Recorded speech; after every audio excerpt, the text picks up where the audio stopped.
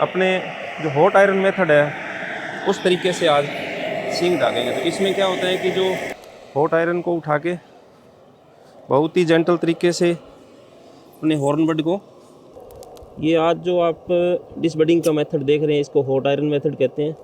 साथियों नमस्कार, आज हम बात करेंगे डिसबडिंग या डीबडिंग। जो छोटे जो काफ होते हैं, जैसे ये बछड़ी है, तो इनमें सींगरोधन की ज़रूरत पड़ती है। तो आज अपने जानेंगे अभी डीबडिंग या डिसबडिंग का सही तरीका क्या है, सींग कैसे सही तरीके से दागे जाते हैं, हम इस मुद्दे पे बात करेंगे। तो सबसे पहले आपको बताएं कि सींगरोधन की जो छोटे काफ में जो एज है वो 1 से 1.5 महीने सही रहती है।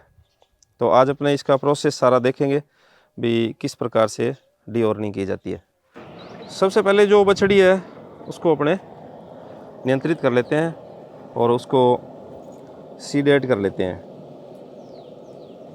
क्योंकि ये एक ब्लडलेस प्रोसेस है जिसमें किसी प्रकार का खून नहीं आता। कई बार आप देखते हैं कि बड़े पशुओं में जिनमें सींग होते हैं तो कई बार वो आपस में लड़ते हैं तो सींग टूट जाते हैं, तो पशुधन की बड़ी हानि हो जाती है। और अगर किसी पशु में एक सींग टूट जाए तो उसकी जो इकोनॉमिक वैल्यू है वो भी बहुत कम हो जाती है। मार्केट में वो पशु बहुत सस्ता बिकता है, तो इसलिए भी डीबडिंग ज़रूरी है। दूसरी बात यह है कि आजकल डीबडिंग किए हुए जो एनिमल्स हैं उनकी इकोनॉमिक वैल्यू ज़्यादा होती है। तो डेयरी एनिमल में अगर किसी पशु को अपने ख़रीदने जाते हैं तो सींग वाले जो एनिमल है उसकी वैल्यू कम, और जिनका सींगरोधन हुआ है वो गायें अक्सर महंगी बिकती हैं। फिर दूसरी बात यह है, हम अगर किसी पशु को किसी कारण से नियंत्रित करते हैं, उसको दवा पानी देना है या कोई इलाज करवाना है या कृत्रिम गर्भाधान करना है, तो जिन पशुओं में सींग नहीं होंगे उनको नियंत्रित करना बड़ा आसान होता है बजाय जिन पशुओं में सींग होता है। क्योंकि आप जानते हैं कि सींग एक अपने डिफेंस के लिए एक हथियार है। तो अगर सींग वाले पशु को अपने नियंत्रित करते हैं तो वो प्रतिकार करता है और हमें चोट भी लग सकती है। जिस प्रकार ये आपस में लड़ते हैं तो चोट लगती है, उसी प्रकार से विशेषकर गोवंश में डीबडिंग का बहुत महत्व है। सबसे पहले पशु को सीडेट करने के बाद में जो हॉर्नबड है वहाँ से हेयर्स को रिमूव कर देते हैं, वहाँ से बालों को हटा देते हैं, ताकि जो बड है वो अपने को आसानी से डिटेक्ट हो जाए, डीहॉर्निंग और या डिसबडिंग में कोई दिक्कत ना आए। क्योंकि अगर डिसबडिंग करते वक्त हॉर्नबड का अगर कोई हिस्सा रह जाता है तो जब पशु बड़ा होता है तो उसमें एक हॉर्न की स्टंटेड ग्रोथ के रूप में हॉर्न की ग्रोथ शुरू हो जाती है, जो कि बहुत ही गंदा लगता है। तो ये गलतियाँ अक्सर उस वजह से होती हैं कि अपने प्रॉपर बड को बिना देखे बिना हेयर रिमूव किए डीहॉर्निंग करते हैं, तब ये दिक्कत आती है। तो हमें ये ध्यान रखना चाहिए कि जो हॉर्न बड है वो पूरा अपने को क्लियर पता हो कि कहाँ है। तो ये आप देख रहे हैं कि हेयर रिमूव किए जा रहे हैं। पशु को सीडेट करने के साथ साथ में अपने जो हॉट आयरन मेथड है उस तरीके से आज सींग दागेंगे। तो इसमें क्या होता है कि जो आयरन की रोड होते हैं उनको किसी आग से या भट्टी में उसको गर्म कर लेते हैं। ये तरीका बिल्कुल ब्लडलेस है, इसमें किसी प्रकार का खून नहीं आता। इस मेथड से अपने दागते हैं। एक दूसरा तरीका सींग दागने का केमिकल मेथड है, उस पर कभी अपने किसी और वीडियो में चर्चा करेंगे। तो हॉट आयरन को उठा के बहुत ही जेंटल तरीके से अपने हॉर्न बड को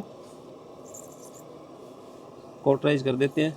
ध्यान रहे कि ज़्यादा देर तक हॉट जो रोड है उसको हॉर्न बड पे रख के नहीं रखना है, बस 2-3 सेकंड के बाद में उसको हटाना है। ये काम बहुत ही सावधानी से किया जाता है, इसमें किसी प्रकार की जल्दबाजी नहीं करनी चाहिए और हॉर्न बड को ज़्यादा गहरा नहीं दागना चाहिए, क्योंकि जो अंदर की बोन होती है वो जल सकती है, तो वो नुकसानदायक हो सकता है।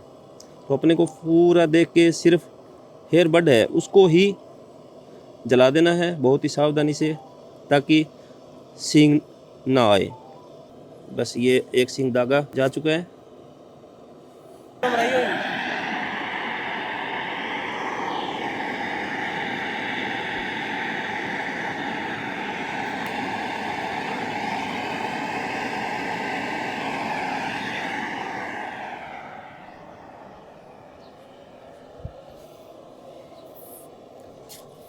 इसी प्रकार अपने दूसरे हॉर्न बड को भी डिसबडिंग के प्रोसेस से दाग देते हैं।